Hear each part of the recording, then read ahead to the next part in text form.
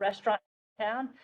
Greenville is a wonderful destination city, and so it makes testing at a place like this enjoyable for customers that may have to travel distances to come to us. We also host a variety of tours or training opportunities, conferences, and our partnerships with like Department of Commerce, Upstate Alliance, GADC, City of Greenville, whatever. If people are coming in to see, we're on the tour spot now because people can see the type of facility that's local and can be utilized for the automotive industry. And then finally, I would just say the City of Greenville is a valued partner as a joint owner and co-applicant for grants and things that we've been able to work for to bring about more infrastructure that our industry needs. So that is a great partnership, and thank you very much. So our test elements, and if you pop that next thing, you can see these little icons. We won't do the first video and go back, but we have a 1 mile straightaway track. That was the original runway. We utilize all the taxiways and everything that was original that we can. This is a map of our site where we have our brake lane and slope hill. And now you can see the shape of that oval that has been added. It's nearly 3 miles and very exciting. We've just completed it this summer. If it's possible to do the next slide. I don't know if it's possible to play the video. Go one more.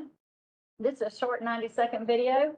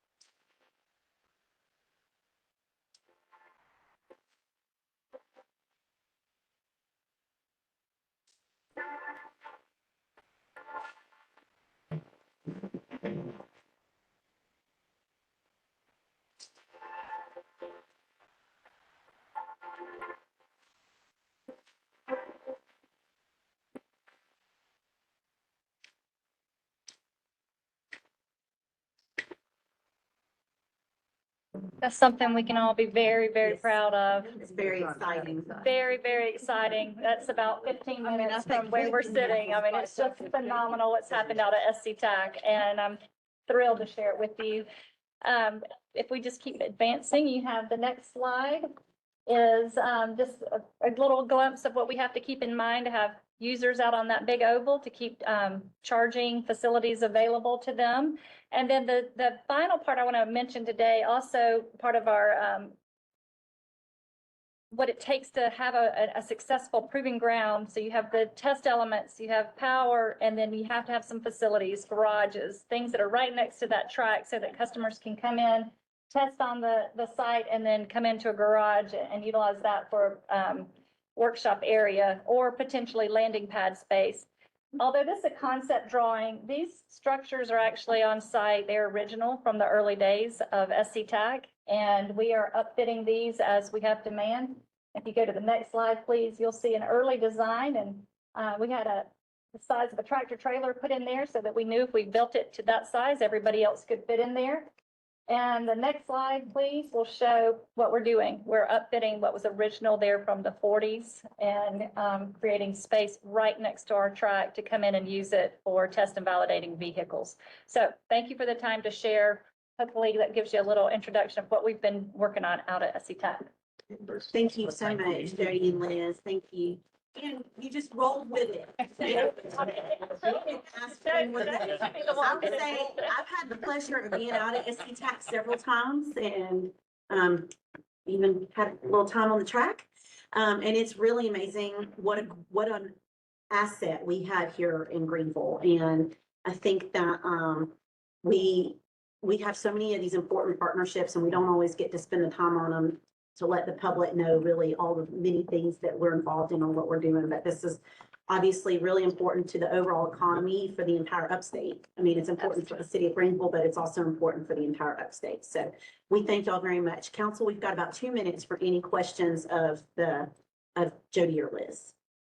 Oh, Great listen, that doesn't happen very often.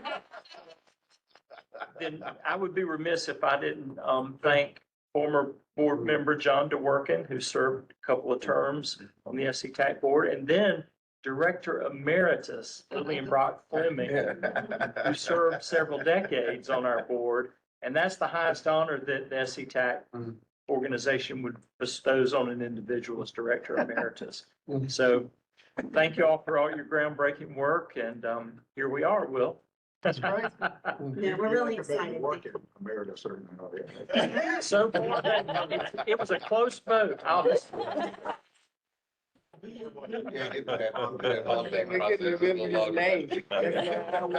job, y'all. Well, thank you all for the opportunity. Thank you very Thank much. you. We appreciate Wonderful all, work, and we all the appreciate support and it. all the help. Thank you. And Yeah. it's very exciting. If y'all haven't been out, especially to see all the work that's being done in the Steel City redevelopment. There's been a lot of change and we're very fortunate to have them. So, thank y'all very much. All right, next up, Mr. Waters, welcome. Good afternoon. I'm so glad that the slide deck's up now. It's gonna be super boring. All right. Jeff, you want to introduce us to Cassandra? Yes, I was about to. Before we get into that, I wanted to introduce you all to Cassandra Rowicki. She is our Sustainability and Resilience Coordinator. She joined the city in March and comes from the Georgia Department of Environmental Protection, where she was assisting other municipalities with grant applications and distribution of funds. I'm excited to have her in the PMO and helping us achieve our goals. Mhm. Welcome.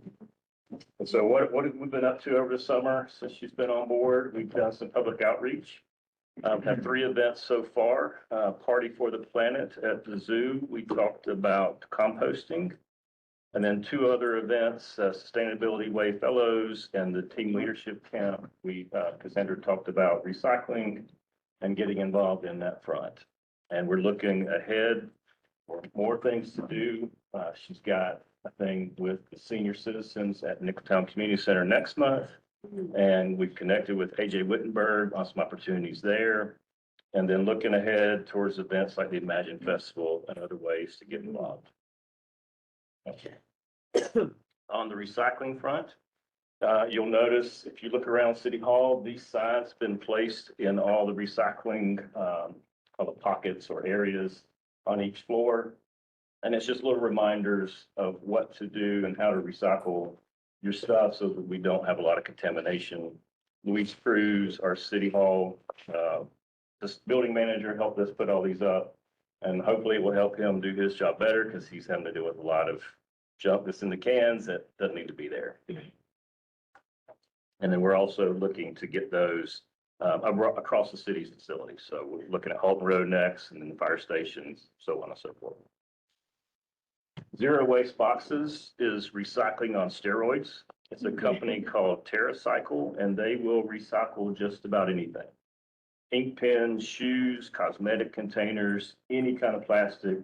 They will take it, and on the plastic side, they will grind it down to dust or pellets, and then sell that back to facilities that will build plastic products like outdoor furniture, pallets, floor tiles, things like that. And so we're going to test 3 different zero waste boxes. We're going to do a plastic packaging like sandwich wrappers.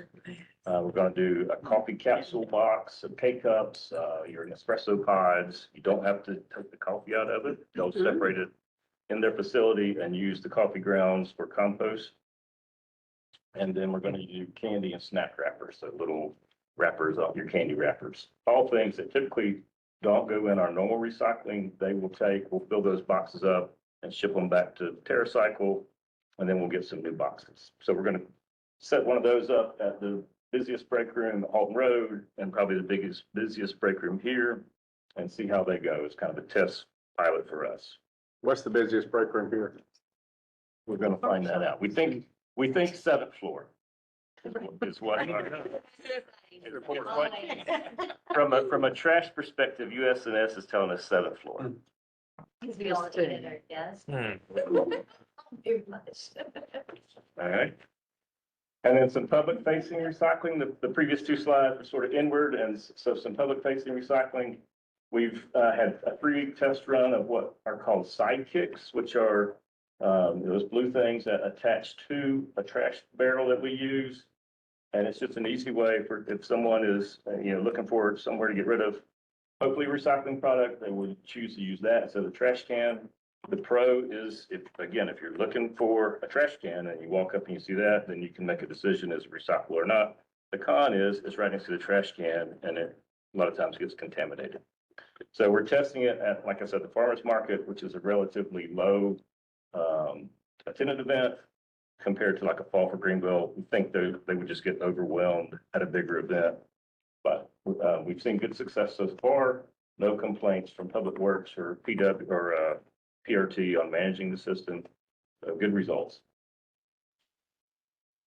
Resilience hubs. We're super excited about this opportunity. We're working to classify Nicholtown and West Greenville as a resilience hub, which 99% of the time, a resilience hub is the community center. It does the day-to-day operations, our standard grade programming, and where they really shine is during adverse conditions. It becomes a source for neighborhood support, resource distribution, accurate, truthful news, and all that happens by way of having the power on when the lights are out for everybody else. And so to accomplish that, we need some backup power.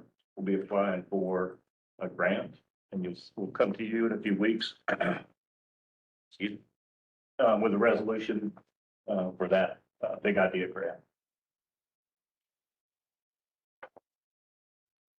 Our resilience and sustainability team. This is a program we're looking at for city employees to promote a culture of sustainability within the city. We've got 10 employees, but we just found out an hour ago we got one more. So 11 employees interested so far. Looking to have our first meeting here soon. And then last slide. This is a big one, and we don't have all the data yet, but we're trying to process all the power that the city's spending. We've got about 400 plus meters across the city, everything from a flashing yellow light in a neighborhood to powering Halton Road. So a ton of meters to look at and see where we're using energy, how are we being as efficient as we can. We've met with Duke twice and continuing to sort of analyze our data to see what we can do to get better at it. Got these fun stickers, get on the light switch over there, just reminding people to, hey, turn off your lights to help us with our power bills. And as we get more into it, we'll have further data later, but you can see on this slide some of our biggest users. Halton Road with this 24-hour operations, convention center, Public Works. City Hall is a bit of an anomaly because City Hall is a bit of an anomaly in that it's kind of empty now, but it's still showing a ton of usage. So we're trying to figure out what's going on there. We're really trying to work on our energy usage within all our buildings and figure out where we have a lot of opportunities for energy savings. So thank you, Jeff. Jeff, did you get to, yes, questions? That's it. Yeah. Okay, sorry. All right. Thank y'all very much. Any questions for Jeff or Cassandra? Yeah, yes, Mayor, and then Councilmember Dow. Our Public Works folks know a lot about recycling, so I wouldn't second guess that. No. Everything. But the issue of glass recycling and whether the opinions come open on that, haven't checked in with them lately on what's available. We have not, but Help research. that's a good point, and we need to continue to follow up on that. It's typically not. Pratt is still no. Right, that's been the answer. I But we mean- did it for decades and then. But then some. we went to single source. It Some became places so, are. so expensive. Yeah. My understanding is it takes so much energy to melt the glass. It's isn't cost effective. Well, and once we went to single source, our only option is Pratt.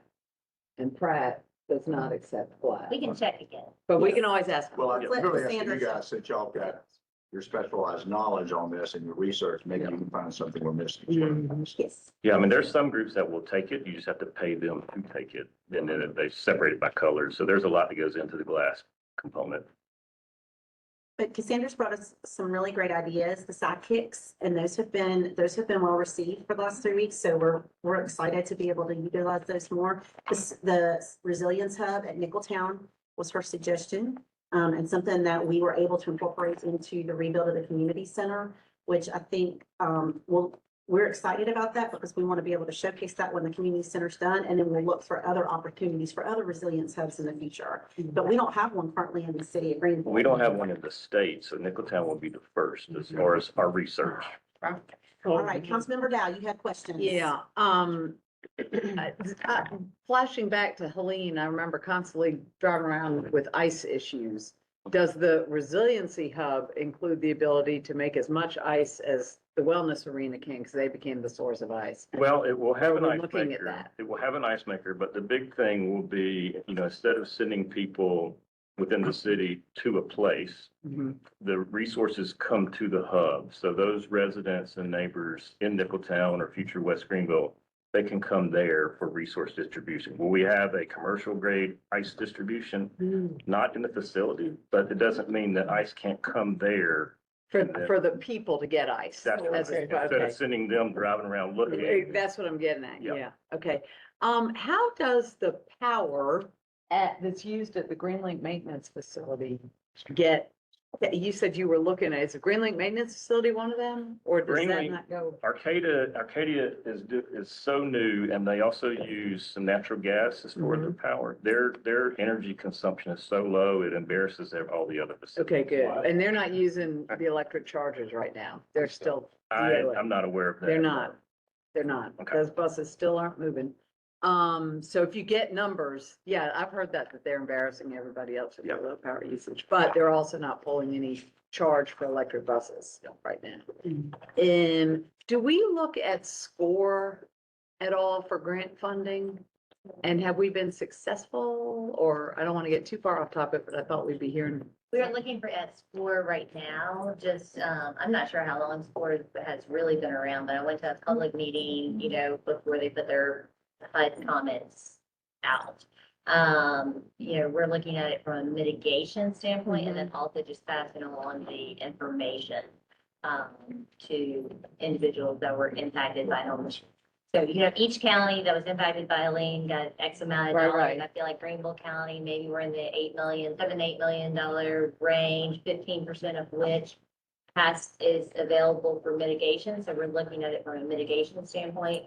I just want to make sure we've got eyes on that, because my understanding was the budget gave them a juiced up amount of money. It's a huge amount of money. And not just for individuals, but I'm thinking about for any city resiliency projects. I hope we're just watching out. for We are opportunities. watching every Okay. opportunity that comes through. Okay, The, good. the bulk of the money that I think you're referring to was specific to individuals with a small carve out of like 15 to 20% maybe, Dorothy, that could be used for mitigation. And Clint and I have talked about using it maybe for even some flooding buyouts and different things, so we are tapped into that. But prior to that public meeting, I had never heard of SCORE. So I They're do new. feel like they're relatively new, like maybe within the past 5 years. So we're getting introduced to them, but still early on in the relationship.